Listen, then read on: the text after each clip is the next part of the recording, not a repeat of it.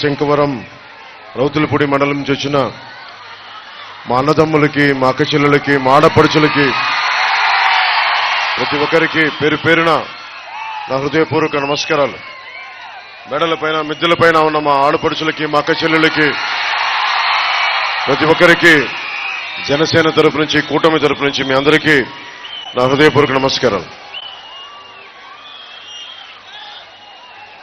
నాతో పాటు వారాహి వేదిక మీద ఉన్న శ్రీమతి తెలుగుదేశం పార్టీ ఎమ్మెల్యే అభ్యర్థిగా సైకిల్ గుర్తు మీద పోటీ చేస్తున్న శ్రీమతి వరాపుల సత్యప్రభ గారికి, అలాగే జనసేన ఎంపీ క్యాండిడేట్, ఎంపీ అభ్యర్థిగా పోటీ చేస్తున్న శ్రీ తంగెళ్ల ఉదయ్ శ్రీనివాస్ గాజు గ్లాస్ మీద గుర్తు మీద పోటీ చేస్తున్న, అలాగే జ్యోతుల నవీన్ గారికి టీడీపీ జిల్లా అధ్యక్షులు, వరాపుల తమ్మాయి బాబు గారు జేఎస్పీ ఇన్ఛార్జ్, తుమ్మల బాబు గారు జేఎస్పీ కాకినాడ ఇన్ఛార్జ్, మేడిశెట్టి సూర్యకిరణ్, అలాగే బాలుదొర భారతీయ జనతా పార్టీ ఇన్ఛార్జ్ శ్రీ వార్సవి సూర్యనారాయణ రాజు గారు, అలాగే తోటా సుధీర్ గారికి, తోటా నవీన్ గారికి ప్రత్యేకించిన హృదయపూర్వక నమస్కారాలు.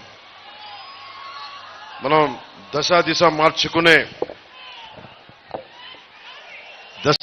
మార్చుకునే ఈ ఎన్నికలు ఇంకో 14 రోజులు మిగిలి ఉంది. నేను మీ అందరికీ పిఠాపురం నుంచి పోటీ చేస్తున్నాను.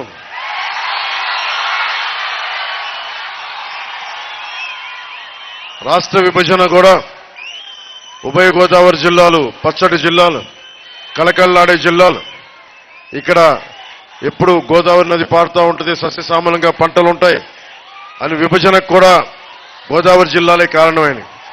ఈ పచ్చదనం చూసి అలాంటి గోదావరి జిల్లాలు ఈ రోజున చాలా బాధాకరమైన పరిస్థితిలో ఉన్నాయి. సరైన సాగునీటి ప్రాజెక్టులు కానీ, సరైన ఉపాధి అవకాశాలు లేక ఆర్థికంగా చితికిపోతూ ఎవరో కొద్దిమంది, ముఖ్యంగా పత్తిపాడు తీసుకుంటే దీనిని ఒక మైనింగ్కి అడ్డా చేశారు తప్ప నిజంగా ప్రజలకు అభివృద్ధి, యువతకు ఉపాధి అవకాశాలు ఇవన్నీ తీర్చలేని పరిస్థితిలో ఉన్నాయి. నేను మీకు మాటిస్తున్నా, నేను ముఖ్యంగా ఆంధ్రప్రదేశ్ రాష్ట్రం కోసం, ఉభయ గోదావరి జిల్లాలు, ఇక్కడ రైతు కన్నీరు పెట్టకూడదు, ఉపాధి అవకాశాలు కావాలి. అందుకే నేను మీకు అందుబాటులో ఉండడానికే పిఠాపురం ఎంచుకున్నాను. నేను కాకినాడ ఎంపీ అభ్యర్థిగా కూడా మన తంగెళ్ల ఉదయ్ శ్రీనివాస్ గారు పోటీ చేస్తున్నారు. కాబట్టి ఇది మీకు ఏ సమస్య ఉన్నా, ఎలాంటి సమస్యలున్నా మీ గొంతు నేను వినిపించాలి అంటే జనసేన, టీడీపీ, భారతీయ జనతా పార్టీ కూటమి అసెంబ్లీలో అడుగు పెడితేనే మార్పు వస్తుంది.